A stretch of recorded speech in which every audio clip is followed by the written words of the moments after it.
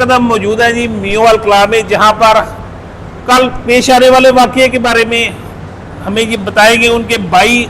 आपके पास हम मौजूद हैं। मैंने आपको बताया था कि जोगीपुरा मियोवाल रोड पे एक नाखुशगवार वाक़या पेश आया है, जो कि एक बुज़ुर्ग थे, अलाइड स्कूल में माली की नौकरी कर रहे थे, उनकी बेदर्दी से उनका कत्ल कर दिया गया है और उनकी लाश को जो है मियोवाल रोड पर फेंक दिया गया था।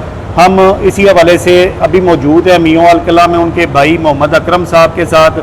उनसे जानते हैं कि उनके भाई कितने अरसे से उस स्कूल में काम कर रहे थे, क्या उनकी किसी के साथ दुश्मनी है या नहीं है, इनका पुलिस से क्या मुतालबा है, ये सारी बातचीत आज हम करते हैं इन्हीं के साथ। अस्सलाम वालेकुम सर। वालेकुम सलाम। की हाल चाल है? ठीक ठाक साहब बुखार खरीद ठीक ठाक जी। अच्छा बुजुर्गों की मामलात पेश आए ने? तुहाडे भाई किन्ने अरसे तू स्कूल काम कर रहे सन? ये कम से कम मेरे अकल के मुताबिक 17 के साल हो गए तो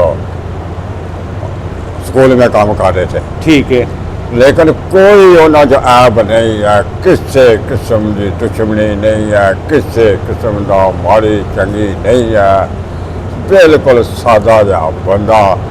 जो कुछ भी किया है ना, ये अच्छा नहीं उसने किया। ये बहुत बड़ा जुल्म होया साढ़े साथ, बहुत बड़ा सदमा है। ते सर किस दिन दे घरों गए सन स्कूल वाती काम करने वाती? जी असल गल है जी, मुड़े उहदे खास करके पता है मनु। मुड़े ने यह गल की है भाई शायद तू गए ने, जो उन्हें आख्या 2 दिन मैं नहीं आवा ना घर वापस आओ। ठीक है। अच्छा जी, वो गए ने तो फिर वो एक दिन गुजर गया, तो दूसरे दिन ये वाक़या हो गया।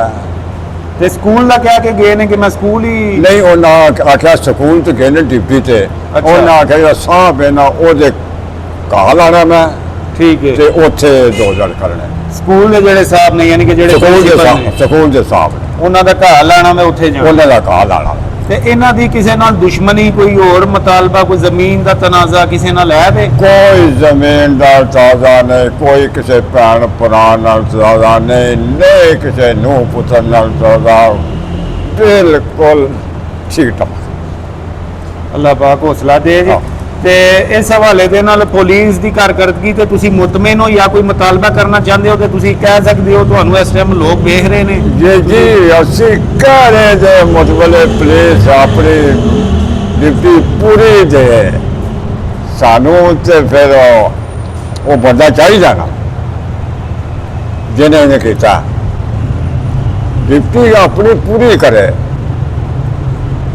ते ये सर उन्हां दी तुसी ज़ाहिर गल है लाज देखी होगी, कोई जख्म, बैरूनी जख्म कोई सामने नजर आया? जख्म जी है जरा पासा जो है ना सिर दा। ठीक है। ये ते वेख के बर्दाश्त ने जे हुंदा फेड़े आ। हाँ जी, हथ ओदे बज्जे ने, लत्तां ओदियां बज्जियां ने, पैर ओदे बज्जे ने, गुंजा मुंजा किते है, छत दे विच बज्जे है। वो बंदा वेख के हुण ही घबरा जाता है। हाँ जी, फिर अल्लाह तआला दे शान नसी से घबरा गए सन, या ना लत्तां सीधियां होनियां ने, ना ये बाजू सीधे होने ने। वो मलाजे से गए थे, उत्थे जिथे जिथे हथ लाते रहे आशा सीधी होती गई है। शुक्र अल्हम्दुलिल्लाह जी सीधी होती गई। ऐ साढ़े को गल जे अल्लाह खार करे। थे हुण जी ये पुलिस आया नहीं भी ड्यूटी है, हूँ पैदा करके बंदा पैदा करना चाहिए जरूर। आपके को किसी पे शक है कि किसी ने कत्ल किया है? उनको क्यों किया है? ये जी कोई हमें शक नहीं जे, कोई हमें पता नहीं जे क्या होया जे क्या नहीं। क्या उनका किसी के साथ कोई लड़ाई झगड़ा था? कोई लड़ाई झगड़ा नहीं था। अगर सर आप हमें ये बताएं उनके बच्चे, उनके साथ उनका कैसा सलूक था?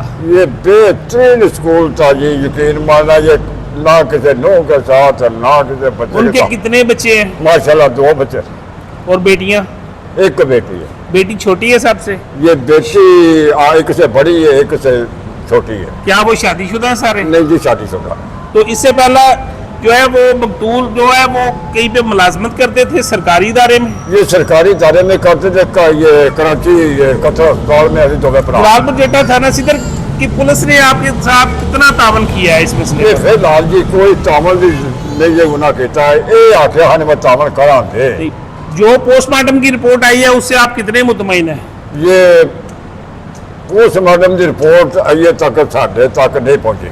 क्या उनको मतलब है गला दबा के कत्ल किया गया है? हाँ, वो रिपोर्ट सानू सामने डॉक्टर साहब ने आख्या गला दबाया गया। शुक्रिया जी। ये थे जी हमारे साथ अकरम साहब जो कि बीओएल क्लास से हमारे साथ बातचीत कर रहे थे। इंशाल्लाह अलाइट स्कूल में वो मुलाजमत करते थे, वहां से मौकफ लेके आपको पूरी स्टोरी जो है ब्रेक करेंगे। शुक्रिया जी।